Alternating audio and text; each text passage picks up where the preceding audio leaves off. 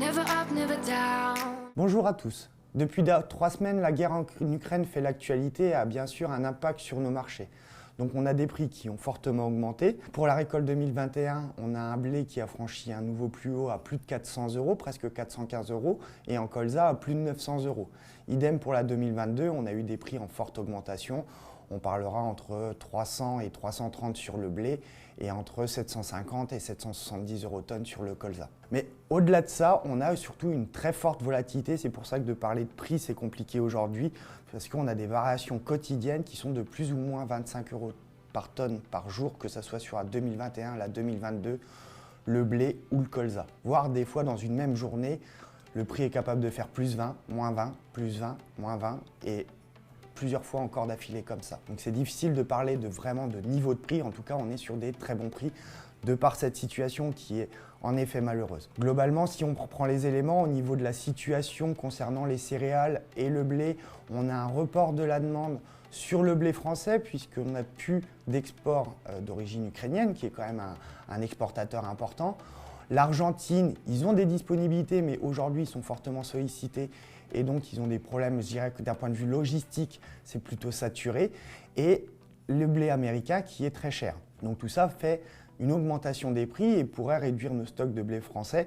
Donc ça veut dire maintenir une tension sur la fin de campagne, mais aussi sur la campagne 2022. Maintenant, concernant le colza, on savait qu'on avait très peu de disponibilité de colza depuis la récolte, depuis juillet-août dernier, ce qui induisait déjà des prix extrêmement élevés et des plus hauts qui étaient largement dépassés.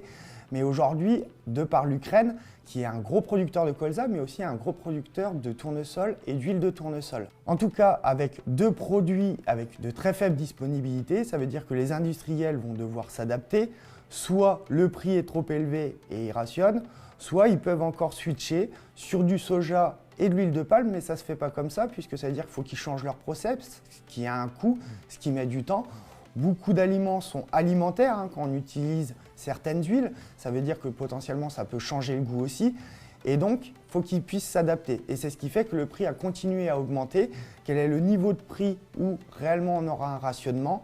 Ça, c'est les semaines prochaines qui vont nous le dire. Dans ce contexte, on peut partir sur une campagne 2022, une récolte 2022 qui sera plutôt bonne en termes de résultats. Alors bien sûr, les rendements ne sont pas faits, ils sont loin d'être faits, mais si on part sur des rendements globalement bons, les prix des intrants, bien sûr, sont en augmentation par rapport aux années d'avant, mais ont été maîtrisés. Les prix moyens restent toutefois corrects par rapport au prix de vente actuel. Et en surveillant les prix de vente, globalement, on pourra avoir une très bonne année. Par contre, ça sera important quand même de surveiller. On a des très bons prix de vente, mais on peut toujours avoir des craintes, même si elles restent mineures aujourd'hui. Mais il vaut mieux pouvoir se sécuriser. Donc, il ne faut pas se dire que c'est acquis et que c'est acquis pendant X mois. Il faut pouvoir sécuriser son prix, alors soit par des ventes lorsqu'on pense que c'est opportun, on va en discuter juste après justement, et soit par la prise d'option, j'en ai déjà parlé, à savoir qu'aujourd'hui la prise d'option c'est toujours très sécurisant. Par contre, on est sur une valeur d'option qui est extrêmement importante puisque sur des options blé, on est de l'ordre de 35 à 40 € tonne et sur le colza, on va entre 55 et 65 € tonne pour chaque option. Donc, on est quand même sur des coûts importants mais qui sécurisent puisque si on prend un colza qui est à 750 € et qu'on met 70 € tonne, c'est un coût financier surtout, mais on est quand même en train de protéger la vente d'un colza à 680, ce qui n'est pas négligeable et ce qui est quand même 150 € au-dessus du plus haut historique connu avant cette récolte 2021. Maintenant, la question surtout, vous nous posez essentiellement, elle est sur 2023. On a de nombreuses craintes puisque on commence à craindre sur l'approvisionnement en termes d'engrais. En termes de prix, il y a une crainte énorme. On ne pourra pas vous y répondre aujourd'hui, mais on a entendu parler ces derniers jours sur des prix de 2022 là, en réapprovisionnement, des produits azotés à près de 3 € l'unité d'azote, ce qui est vraiment extrêmement cher, et donc qui amène à de nouvelles réflexions. Première réflexion, c'est un raisonnement peut-être différent par rapport à d'habitude et même par rapport à la récolte 2022 concernant l'assolement. Ça veut dire peut-être qu'il y a un regain d'intérêt sur des cultures à moindre potentiel de rendement, mais en tout cas qui nécessitent moins d'intrants. Ça, c'est une première possibilité. Deuxième axe aussi de réflexion, c'est raisonner sa fertilisation, notamment les engrais de fond. Est-ce qu'on doit réaliser des impasses? Est-ce qu'on doit partir sur des produits organiques? Puisque aujourd'hui, ils n'ont pas subi la même augmentation qu'on a pu avoir sur les engrais minéraux. Voilà. Donc ça, c'est aussi un autre point qui est à regarder. Il y a aussi le fait de raisonner ces achats d'intrants lorsqu'il y aura des prix, puisque comme je le disais, aujourd'hui on n'en a pas, mais ça veut dire soit se dire, je pars du principe que je me mets au prix moyen de la COP, par contre c'est vrai qu'en termes de gestion, vous ne connaîtrez réellement votre prix que très tard en 2023, ou se le constituer soi-même, ça veut dire acheter petit à petit. Ça permettra d'éviter de faire du one-shot, soit du poker, en disant j'achète tous mes besoins, le prix me paraît bon.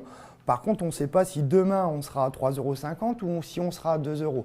Ça c'est vrai tous les ans. Par contre, là, l'enjeu financier est beaucoup plus important au regard des variations de prix qu'on peut avoir. Donc ça, c'est l'autre point sur la fertilisation. Et un dernier point aussi, on parlait de cette récolte 2022 qui pourrait être bonne. Bien souvent, on vous parle de vos prix de seuil. Donc vu les niveaux de prix aujourd'hui, ils sont largement dépassés. C'est se dire quel risque moi je vais avoir sur potentiellement mon exploitation en termes de montant et inclure ça dans votre prix de seuil. Donc ça va le réaugmenter, vous allez pouvoir vous recaler.